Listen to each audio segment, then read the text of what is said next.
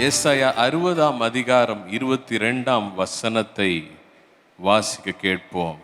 The book of Isaiah chapter 60, the last verse, கடைசி வசனம். சின்னவன் ஆயிரமும் சிறியவன் பலத்த ஜாதியும் ஆவான். கர்த்தராகிய நான் ஏற்ற காலத்தில் இதை தீவிரமாய் நடப்பிப்பேன். ஹல்லேலூயா. நம் தேவன் மேற்கொள்ள செய்கிறவராய் இருக்கிறார். சின்னவனை கர்த்தர் ஆயிரமாய் பெருக செய்கிறார். சிறிய விதை வேதத்தில் சொல்லுகிறது, இப்பொழுது நீங்கள் இருக்கிறதை பார்க்கிலும் 1000 மடங்கு கர்த்தர் உங்களை பெருக பண்ணுவாராக. நம்முடைய தேவன் பெருக பண்ணுகிற தேவனாய் இருக்கிறார். ஹல்லேலூயா, ஹல்லேலூயா.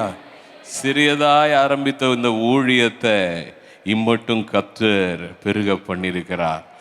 ஆனால் இன்னமும் வருகிற நாட்களிலே கர்த்தர் 1000மாய் பெருக செய்ய வல்லவராய் இருக்கிறார்.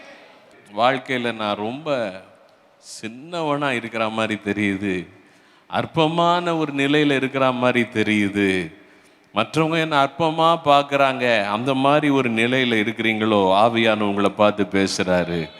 சின்னவன் 1000மும் சிறியவன் பலத்த ஜாதியுமாய் மாறுவான். சாதாரண ஜாதி இல்லை, சாதாரண தேசம் அல்ல, பலத்த தேசமாக மாற்றுவார், பலத்த தேசமாக மாற்றுவார். வாழ்க்கையில் 1000 பிரச்சனை வந்தாலும் அந்த 1000 பிரச்சனையையும் நீங்கள் ஜெயிப்பீங்க. அதனால தான் ஆண்டவர் சொல்கிறாரு, சின்னவனை நான் 1000மாக மாற்றுவேன். சிலர் சொல்லுவாங்க தெரியுமா, எனக்கு 1000 பிரச்சனைங்கன்னு. அதுக்கு தான் ஆன்சர் இந்த வசனம். 1000 பிரச்சனையோடு அவங்க யாரெல்லாம் வந்து உட்கார்ந்துட்டு இருக்கீங்களோ, உங்களுக்கு ஆண்டவர் தீர்க்க தரிசனமாக சொல்கிறாரு, சின்னவன் 1000மாக மாறுவான். 1000 பிரச்சனையும் நீ ஜெயிப்ப, நீ பலத்த தேசமாய் மாறுவாய். ஹல்லேலூயா. கர்த்தராகிய நான் ஏற்ற காலத்தில் இதை தீவிரமாய் நடப்பிப்பேன். நாம் சில காரியங்களை தெரிந்து கொள்ளும்போது நம்முடைய வாழ்க்கையில் இந்த போராட்டங்களை நாம் மேற்கொண்டு இந்த ஜெயத்தை நாம் பார்க்க முடியும். கர்த்தர் நம்மை 1000மாக பெருக செய்ய வல்லவராய் இருக்கிறார். ஆமென். கர்த்தரால் கூடாதது ஒன்றுமே இல்லை. முதலாவது காரியம் வேதம் நமக்கு சொல்லுகிறது, தேவன் நம்மை நேசிக்கிறார். நமக்கு வெற்றி எதனால் கிடைக்கிறதுன்னு பார்த்தீங்கன்னா, தேவன் நம்மை நேசிக்கிறதினாலே அவர் நம்மை வெற்றி சிறக்க பண்ணுகிறார். மார்க் எழுதின சுவிசேஷம் 10ஆம் அதிகாரம் 14ஆம் வசனம் முதல் 16ஆம் வசனம் வரைக்கும் நீங்கள் வாசித்து பாருங்கள், குறித்து கொள்ளுங்கள். பிள்ளைகளை இயேசுவினிடத்தில் அவர் ஆசீர்வதிக்க கொண்டு வர்றாங்க. இயேசுநாதர் பிள்ளைங்களை தொட்டால் நல்லா இருக்குமே அப்படின்னு பெற்றோர்கள் கொண்டு வர்றாங்க. பெரும்பாலும் தாய்மார்கள் கொண்டு வந்திருப்பாங்க, தகப்பன்மார்களும் இருந்திருக்கலாம். அப்போ சீஷர்கள் கொண்டு வரப்பட்ட அந்த சின்ன பிள்ளைங்களை அதட்டுனாங்க. அப்போ இயேசு கிறிஸ்து விசனம் அடைந்து அவங்கள பார்த்து சொல்கிறாரு, சிறு பிள்ளைகள் என்னிடத்தில் வர இடம் கொடுங்கள், அவர்களை தடை பண்ணாதிருங்கள், பரலோக ராஜ்யம் அப்படிப்பட்டவர்கள் உடையது என்று சொல்லி அவர்களை அணைத்து கொண்டு அவர்கள் மேல் கைகளை வைத்து அவர்களை ஆசீர்வதித்தார். அப்போ இந்த சின்ன பிள்ளைங்களை மற்றவர்கள் அற்பமாய் நினைத்தார்கள், சீஷர்களை அற்பமாக நினைச்சாங்களாம். நம்முடைய வாழ்க்கையில் எப்பேற்பட்ட சூழ்நிலைகளையும் நம்ம ஜெயிக்க முடியும், ஏனென்றால் தேவன் நம்மை நேசிக்கிறார். நம்ம மனதில் அதை ஆழமாக பதிச்சுக்கணும். பவுல் அப்போஸ்தலன் தேவனுடைய அன்பை குறித்து அநேக காரியங்களை எழுதுகிறார்.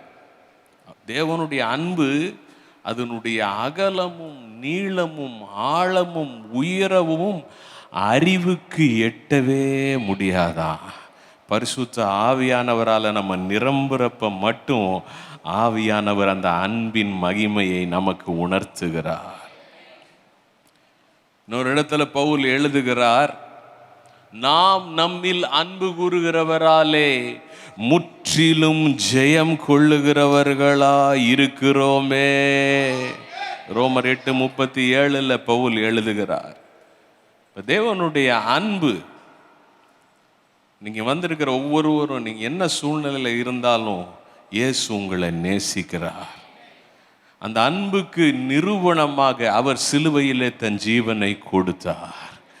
ஆனாலும் அவர் தேவனாய் இருந்ததினால் 3ஆம் நாள் மரணத்தை ஜெயித்து உயிரோடு எழும்பினார். அவர் உயிரோடு எழும்பினவராய் இருக்கிறவர் உங்களை நேசிக்கிறதுனால எந்த சூழ்நிலையையும் நீங்கள் மேற்கொள்ளுவீர்கள். சத்தமா சொல்லுங்க, இயேசு என்ன நேசிக்கிறதுனால எந்த சூழ்நிலையையும் நான் மேற்கொள்ளுவேன். இன்னொரு தடவை நல்லா சொல்லுங்க பார்க்கலாம்.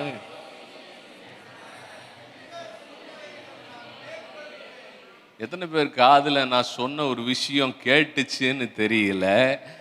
இயேசுநாதர் இங்க நடந்த காரியங்களை எல்லாம் பார்த்து என்கிட்ட இத்தனை பிள்ளைங்க வந்திருக்கிறாங்களே அப்படின்னு சொல்லிட்டு இங்க நம் நடுவிலே நின்று மகிழ்ச்சி அடைந்து கொண்டிருக்கிறார். அப்படின்னா நம் நடுவில் இருக்கிற இயேசுவை பார்த்து நம்ம சொல்றோம்னா எவ்வளோ சந்தோஷமா நம்ம சொல்லணும். இப்ப சொல்லுங்க, இயேசு என்னை நேசிக்கிறதுனால எந்த சூழ்நிலையையும் நான் ஜெயிப்பேன். இன்னொரு தடவை நல்லா சொல்லுங்க.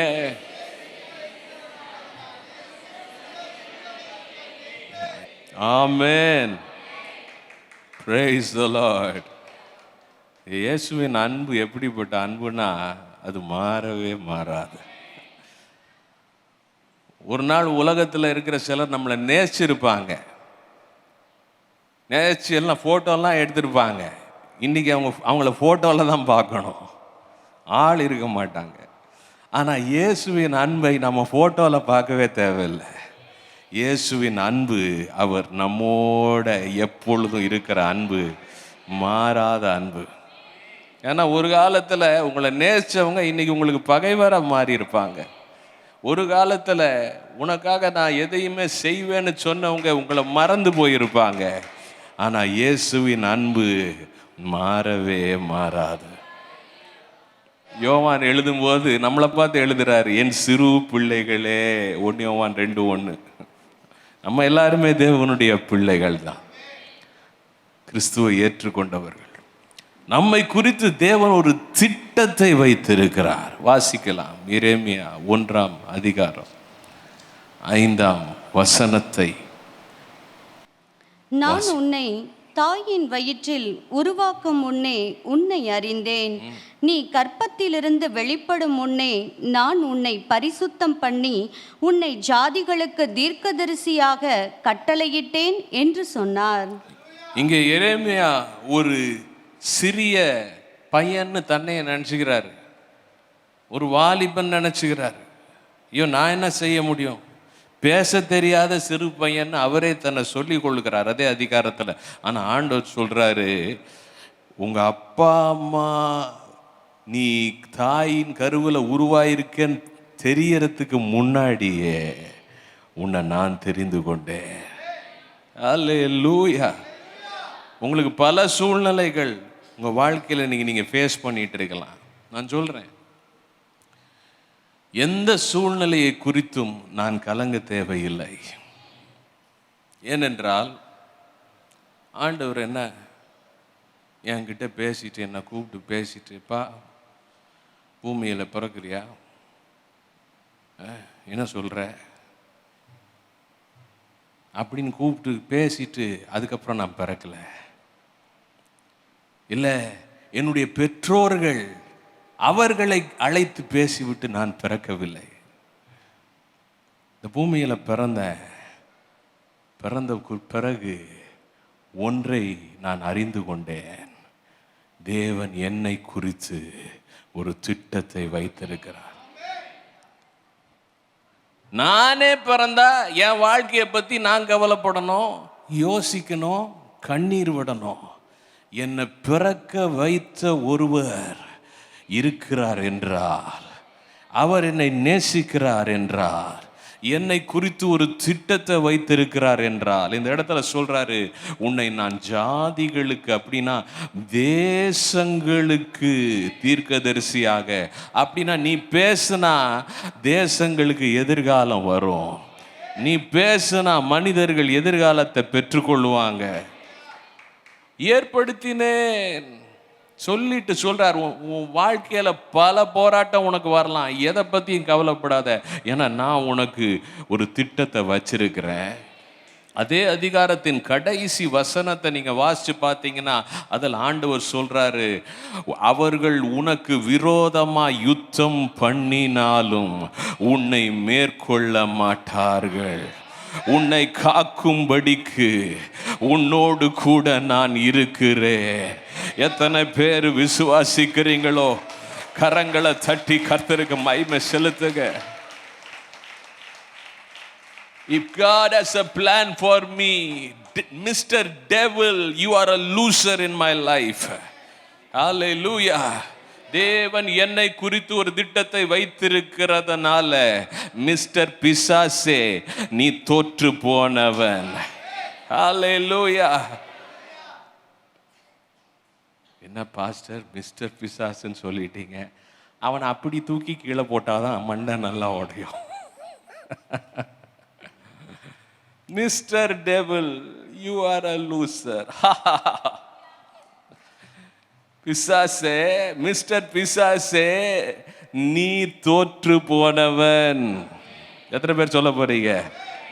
இன்னைக்கு உங்க சூழ்நிலை எவ்வளோ இருக்கலாம், இப்ப சொல்லுங்க, மிஸ்டர் பிசாசே நீ தோற்று போனவன். காரணம், தேவன் என்னை குறித்து ஒரு திட்டத்தை வைத்திருக்கிறார். ஹல்லேலூயா. எனக்கு எவ்வளோ உற்சாகமாக இருக்குதுன்னா, என்னை விட்டா அந்த சீலிங்கை தொட்டுருவேன். அந்த மாதிரி என் ஆவி துள்ளி கொண்டிருக்கிறது. நீங்கள் எதிர்பார்த்திருக்கும் முடிவை உங்களுக்கு கொடுக்கும்படிக்கு உன் பேரில் நினைத்திருக்கிற நினைவுகளை அறிவேன் என்று கர்த்தர் சொல்லுகிறார். அவைகள் தீமைக்கு அல்ல, சமாதானத்துக்கு ஏதுவான நினைவுகளே. என் தேவன் என்னை குறித்து ஒரு திட்டத்தை வைத்திருக்கிறதுனால, மிஸ்டர் பிசாசே நீ தோற்று போனவன், நான் மேற்கொள்ளுவேன். சத்தமா சொல்லுங்க, நான் மேற்கொள்ளுவேன். மூன்றாவது காரியம்,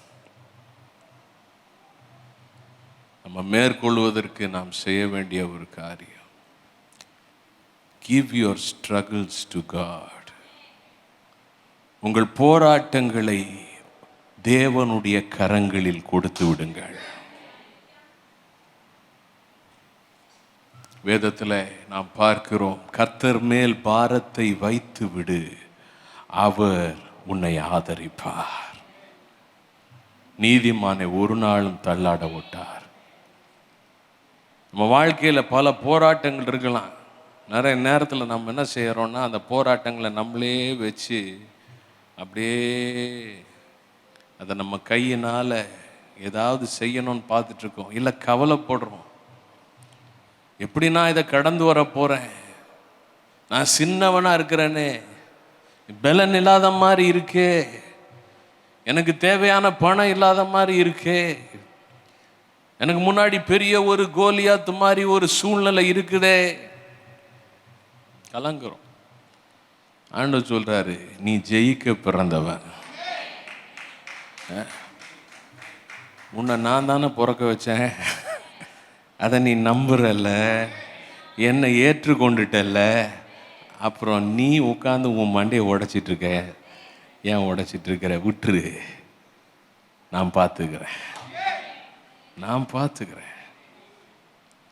வசனம் சொல்லுகிறது, எபிரேயர் 4 அதிகாரம் 16 வசனத்தில், Hebrews 4:16, ஏற்ற சமயத்திலே நாம் இரக்கத்தை பெறவும் சகாயம் செய்யும் கிருபையை அடையவும் தைரியமாய் கிருபாசன தண்டையில் சேர கடவோம்.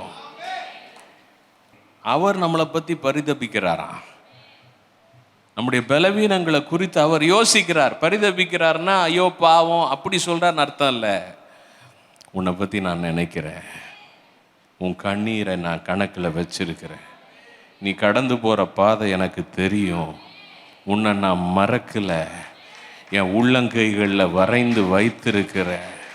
ஹல்லேலூயா, ஹல்லேலூயா. சங்கீதக்காரனுக்கு இது 100% தெரிஞ்சதுனால சொல்றாரு, மனுஷனை நீர் நினைக்கிறதற்கும் மனுஷகுமாரனை நீர் விசாரிக்கிறதற்கும் அவன் ஏமாத்திரம். நீங்கள் என்ன நினைக்கிறீங்கன்றதே எனக்கு போதும் ஆண்டவரே, நான் தோக்க போகிறது கிடையாது, நான் ஜெயிக்கிறேன்.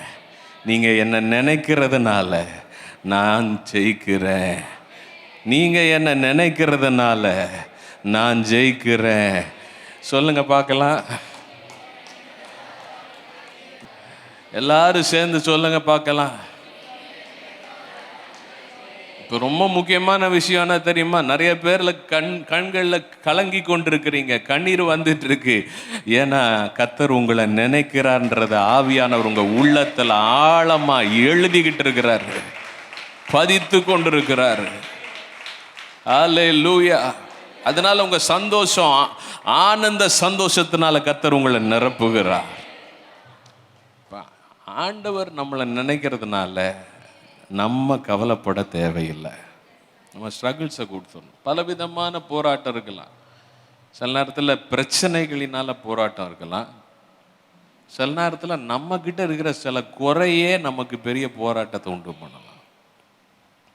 உதாரணமாக பாருங்கள், அந்த பொறாமைப்படுறது.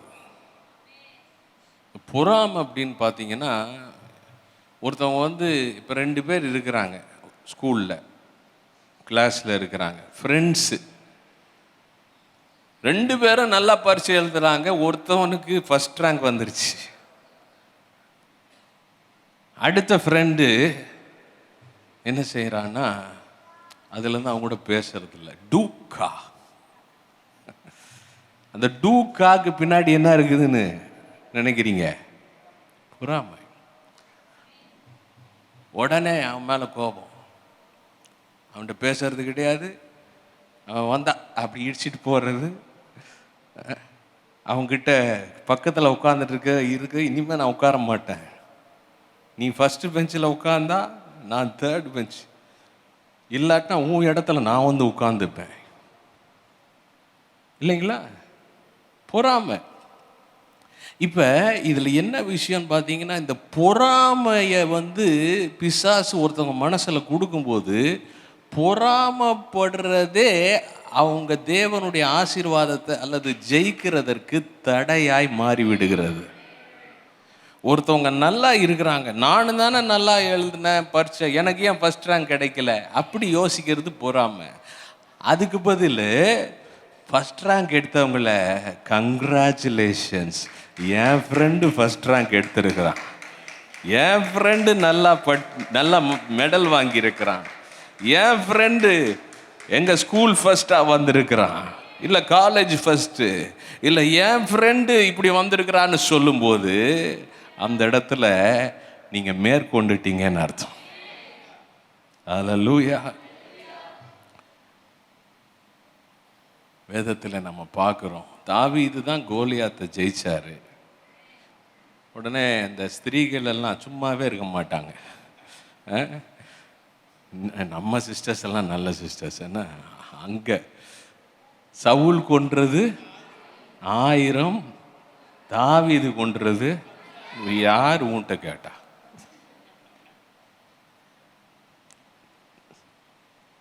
ஆண்டவர் சொன்னா ரைட்டு, இல்லை மேலே சவுலுக்கு மேலே யாராவது இருந்தாங்கன்னா அவங்க சொன்னா ரைட்டு, சவுலுக்கு கீழே இருக்கிற ஆட்கள் சரி சொல்லிட்டாங்க, இவர் விட்டுட்டு போயிருக்கலாம், என்ன செஞ்சிருக்கலாம்?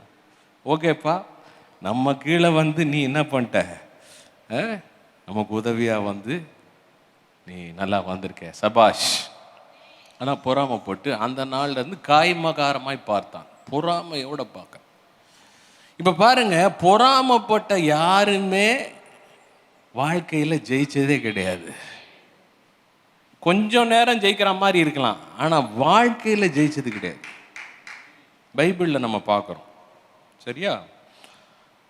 ஆனால் இவர் பொறாமைப்பட்ட உடனே தாவீது என்ன செஞ்சிருக்கலாம்னா, இப்போ தாவீதும் சவுல் மாதிரியே அவருக்கு ஒரு பிரச்சனை, அவரும் மனுஷர் தானே, அவருக்கு உடனே கோபம்.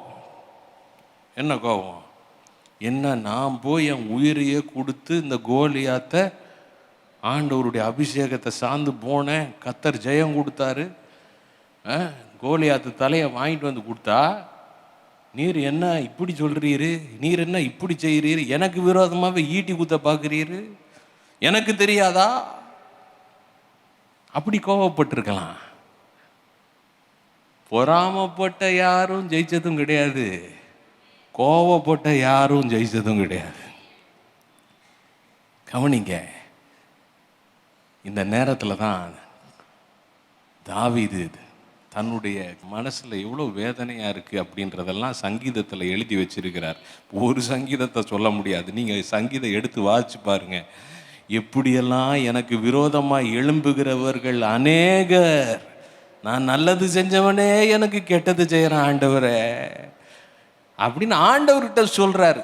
சொன்ன உடனே இவர் கோபம் எல்லாம், கோபப்படுற தன்மையே போயிடுச்சு, கோபம் எல்லாம் குறைஞ்சி போயிடுச்சு, கோபத்துக்கு பதில் சாந்தம் வந்துருச்சு. அல்லேலூயா. நமக்கு தெரியும், கடைசி வரைக்கும் தாவீது சவுலை குறித்து கோபப்படவே இல்லை, தாழ்மையாக இருந்தார். கடைசியில் கர்த்தர், சவுல் பொறாமப்பட்டு அதனாலேயே அவர் வாழ்க்கை வீணாக போச்சு. ஆனால் தாவீது சாந்தமாக இருந்து கர்த்தர் அவனை உயர்த்தினதை பார்க்கிறோம். அவன் ராஜாவானது மாத்திரம் பெரிய விஷயம் இல்லை, அதை விட பெருசு என்னன்னா, இயேசு கிறிஸ்துவின் சந்ததியில அவன் ஒரு தகப்பனாய் வந்தது தான். அல்லேலூயா. இம்மைக்கான ஆசீர்வாதத்தை மாத்திரம் இல்லை, மறுமைக்கானதை கொடுத்தார். ஏன்னா தாவீது தன் போராட்டங்களை, தன் ஸ்ட்ரகிள்ஸை, தன் பிரச்சனைகளை, தன் பலவீனங்களை தேவனுடைய கரத்திலே கொடுத்தார். இது ரொம்ப முக்கியம். உங்களுக்கு இருக்கிற பயங்களை கர்த்தருடைய கரத்தில் கொடுங்க, உங்களுக்கு இருக்கிற பிரச்சனைகளை கர்த்தருடைய கரத்தில் கொடுங்க, உங்களுக்கு இருக்கிற குழப்பத்தை கர்த்தருடைய கரத்தில் கொடுங்க. சில விஷயம், ஆண்டவரே என்னால் இந்த பழக்கத்தை விட முடியலையே, ஒரு காரியத்தை செய்யுங்க. ஒவ்வொரு நாளும் ஒரு காரியத்தை நீங்கள் செய்யுங்க. ஒரு அறைக்குள்ளார போங்க, அந்த அறையில் முழங்கால் போடுங்க, முழங்கால் போட்டு தேவனுடைய சமூகத்தில்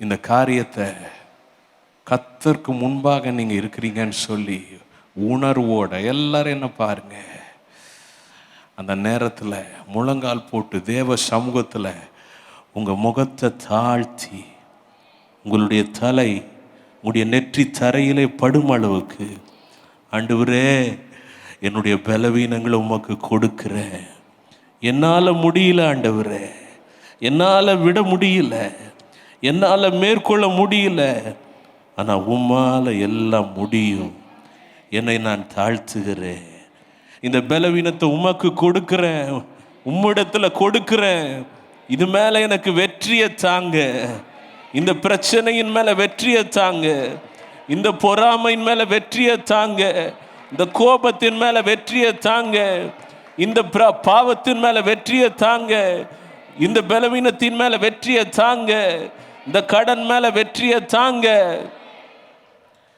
தேவ சமூகத்தில் நீங்கள் விழுந்து கிடப்பீர்கள் என்றால் ஒவ்வொரு நாளும் உங்களுடைய முகம் ஆண்டவர் பாதத்துக்கு முன்னாடி, அவர் பாதத்தில் உங்கள் முகம் தொடுனா, உங்களுக்கு அற்புதம் நடக்கலைன்னா அப்புறம் வந்து சொல்லுங்க. அநேக நேரத்தில் நம்முடைய பலனை நாம் சார்ந்து தோற்ற காரியங்கள் இருக்கலாம், ஆனால் உங்கள் பலவீனத்தை, உங்கள் போராட்டத்தை தேவ கரத்தில் கொடுத்து பாருங்க, அது எப்படி உங்களை விட்டு போகுதுன்னு உங்களுக்கே தெரியாது, அந்த பிரச்சனை எப்படி மாறுதுன்னு உங்களுக்கே தெரியாது. பலத்தினாலும் அல்ல, பராக்கிரமத்தினாலும் அல்ல, என் தேவனுடைய ஆவியினாலே ஆகும் ஆகும். ஒவ்வொரு நாளும் செய்யுங்க. ரொம்ப அழகான ஒரு காரியம். உங்களை நேசிக்கிறவர், உங்களை குறித்து திட்டத்தை வைத்திருக்கிறவர், உங்கள் போராட்டங்களை மாற்ற வல்லவர், உங்களை கைவிடவே மாட்டார். He will never forsake you. சங்கீதம் 91:15 சொல்லுகிறது, அவன் என்னை நோக்கி கூப்பிடுவான், நான் அவனுக்கு மறு உத்தரவு அருளி செய்வேன். ஆபத்திலே நானே பிரசாந்தல தீகிற பாந்த லீகிற பாண்டரா, ஆபத்திலே நானே அவனோடு இருந்து. ஹல்லேலூயா.